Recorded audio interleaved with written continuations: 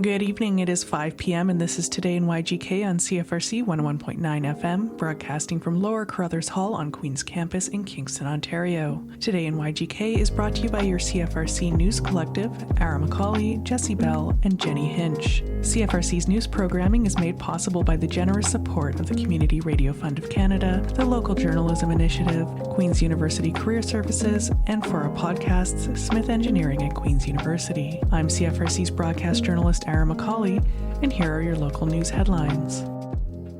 The recipients of the City of Kingston's 2026 Rural Community Program Fund were announced last week at a special ceremony at the Glen Burnie Fire Hall. Rural Kingston, which includes the area outside of the defined urban centre, is home to approximately 12,000 individuals, or 9% of the total population. The fund invests in events and programming that foster community belonging, celebrate rural life and culture, and create opportunities for residents and visitors to experience rural Kingston. The community celebration on July 17th shone a spotlight on this year's recipients as chosen by city staff and the Rural Economic and Community Development Working Group. CFRC was on hand for the event, which was emceed by Craig Desjardins, Director, Office of Strategy, Innovation and Partnerships at the City of Kingston. Today is about recognizing the people and organizations who are helping strengthen rural Kingston through practical, creative, and community-minded projects. The Rural Kingston Fund, funded by the Samsung Solar Project, was created to support local projects that reflect the character, priorities, opportunities of rural Kingston. These projects that improve community spaces, bring people together, support rural recreation and culture, celebrate agricultural heritage, and create reasons for residents and visitors to connect in rural places. Mayor Patterson and Councillor Oosterhoff spoke to the importance of recognizing the distinct nature of rural Kingston as well as what the area has to offer. Good morning, everybody. It's such a pleasure to see you all and really to celebrate rural Kingston. That's really what this is about. And Councillor Oosterhoff and I have had many great discussions over the years about how rural Kingston is different from the urban Kingston. And it's important. It's important to recognize the great community that we have here. And I think that the Rural Community Fund is a great way to support amazing, as was said, diverse projects to really celebrate what life in rural Kingston is. And so, I know that sometimes rural Kingston can feel forgotten, feel left out, feel that sometimes that we're very focused on the urban core of the city. And I recognize that as mayor. And so that's why I wanted to come and just to talk up rural Kingston, that Kingston wouldn't be Kingston without a rural area. But of course that comes down to our community members, our partners, our organizations that are doing such great work here. So congratulations. Obviously as a city we're very proud to support the work that you're doing, and I look forward to more great things ahead of rural Kingston. This is really, really important because it's about seed money too, a seed investment. Through this fund, local organizations, as we heard, are supported in delivering initiatives that foster community.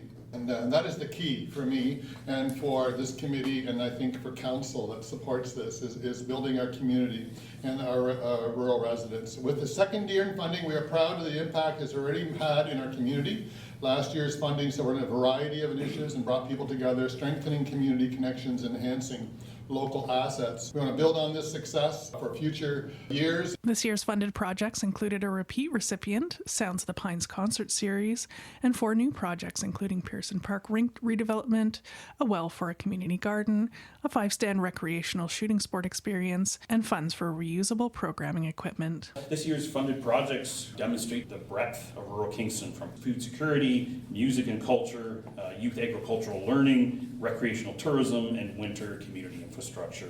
3 of the recipients were on hand to speak to their projects, starting with Pete Scott, representing the Scott Ecological Fund. Scott Ecological Fund is a private foundation, registered charity with a mission to advance education in the realm of food security, educating the public with an emphasis on youth. We've developed a community garden on Battersea Road to make land available to those who don't have land because they're in apartments or whatever.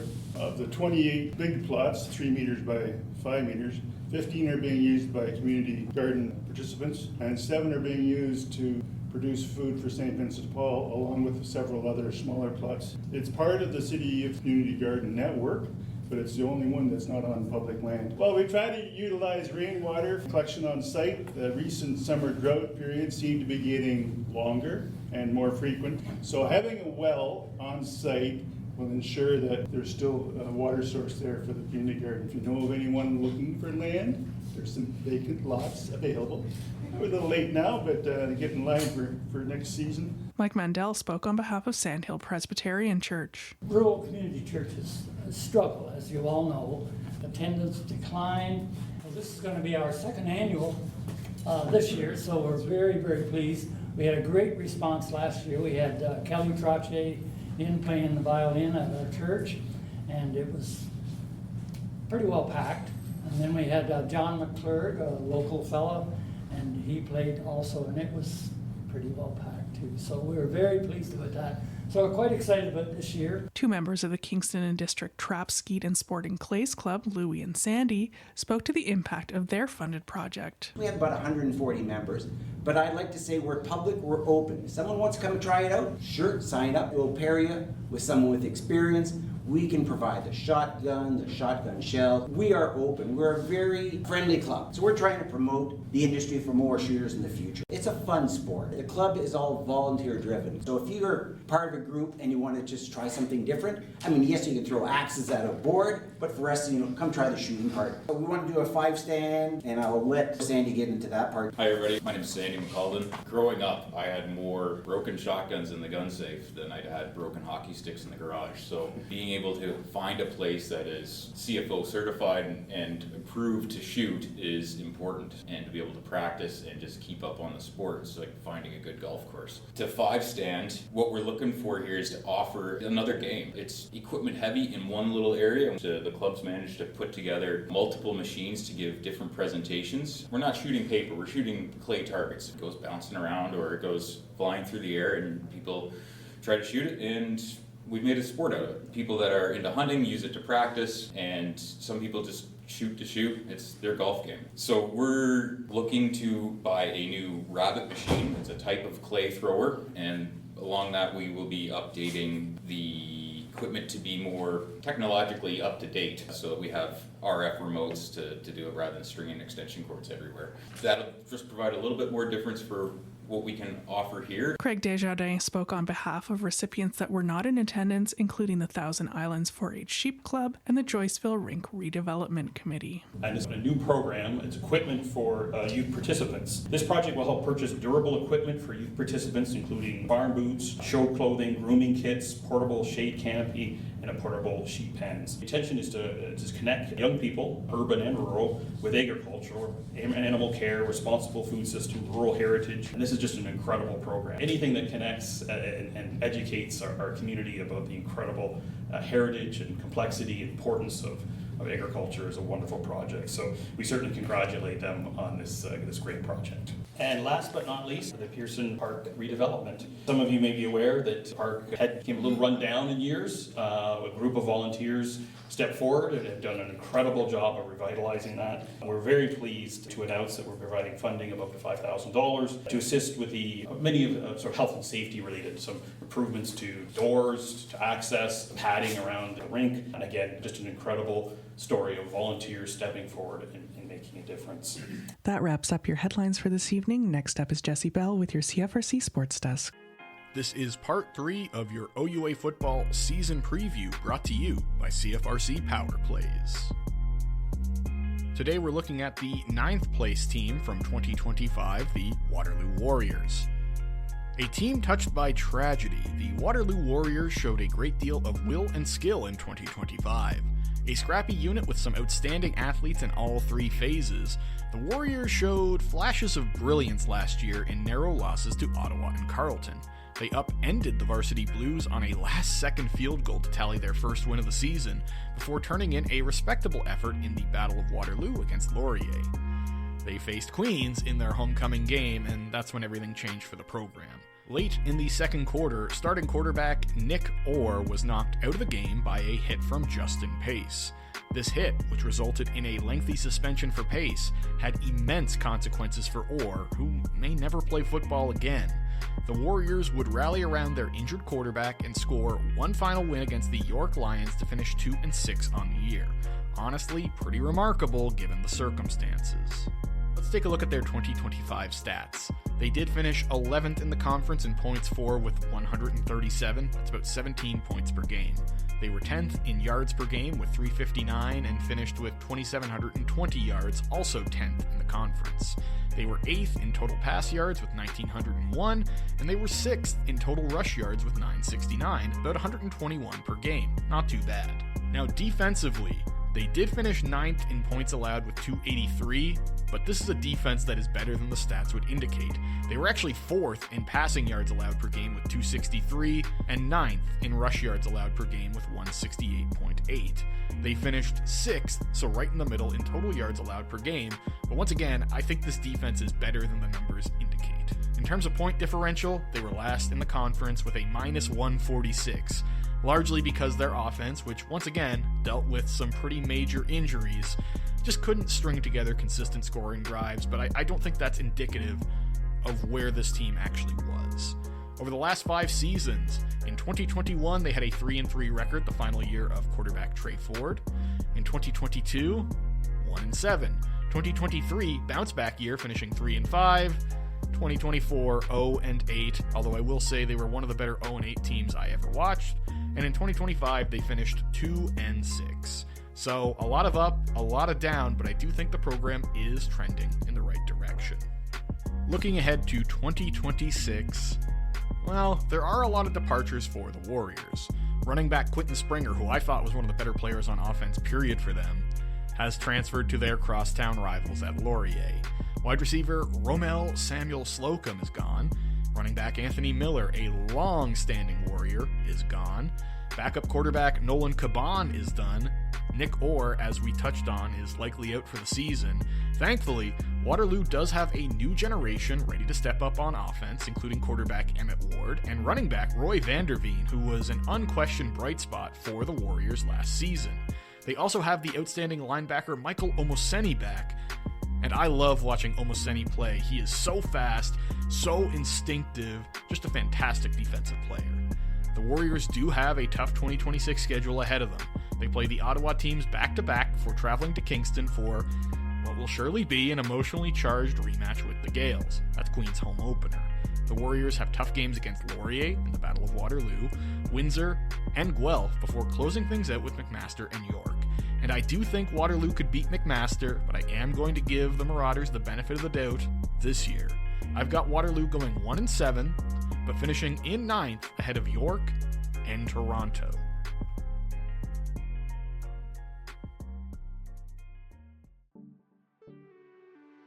This is your Environment Canada weather report for the Kingston region. Wednesday, July 22nd, 21 is your high with a 30% chance of precipitation, dropping down to 14 overnight. Thursday, July 23rd, 24 degrees is your high with a mix of sun and cloud, dropping down to 15 overnight. Friday, July 24th, 25 is your high, so slightly warmer, with a mix of sun and cloud in the forecast, dropping down to 15 overnight. And then kicking off the weekend, Saturday, July 25th, high of 25, and you guessed it, a mix of sun and cloud. Sunday, July 26th, looking like a beautiful end to the weekend here in the city of Kingston. Daytime high of 25 with a mix of sun and cloud, but more sun moving into the afternoon. Monday, July 27th, we do have rain in the forecast, 50% chance of rain, going to be humid and cloudy, 27 is your high. And then Tuesday, July 28th, we've got a high of 29 degrees with heavier rain and a higher percentage sitting around 65% here in the city of Kingston. This is your City of Kingston traffic report. Cranbrook Street from Lakeview Avenue to Days Road is closed for pedestrian improvements. Bagot Street from Barrie to West Street is closed for the Eastern Canadian Little League Championship. Bath Road from Sir John A to Portsmouth Avenue, expect delays for the installation of intersection pedestrian signals. The city is installing intersection pedestrian signals at several locations to make it easier and safer for pedestrians to cross busy roads. Wright Crescent at Palace Road to Palace Road is closed for a contractor to complete roadway repairs, pedestrian safety and access improvements, and traffic calming features on Wright Crescent. Norman Rogers Drive from Sir John A. Macdonald Boulevard to Van Order Drive started on June 15th. Norman Rogers Drive is closed to through traffic to facilitate roadway rehabilitation and configuration improvements. This work will improve road condition, accessibility, and safety for all road users, including students, families, and local residents. Reminder that the City of Kingston and Utilities Kingston are in the midst of a reconstruction of Princess Street. This major infrastructure project includes upgrades to underground and above-ground utilities, as well as improvements to enhance safety and comfort for pedestrians and cyclists. Berry Street to Queen Street is closed for construction-related activity at 283 Queen Street, and Aberdeen Street from Johnson to William is still closed to accommodate construction activity and staging.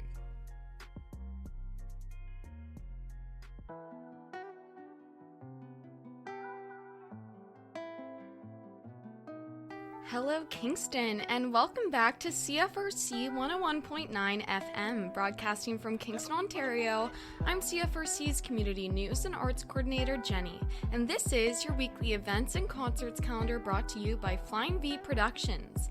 Whether you're looking for live music, community events, workshops, markets, or family-friendly activities, there is plenty happening in Kingston this week, so let's get into it.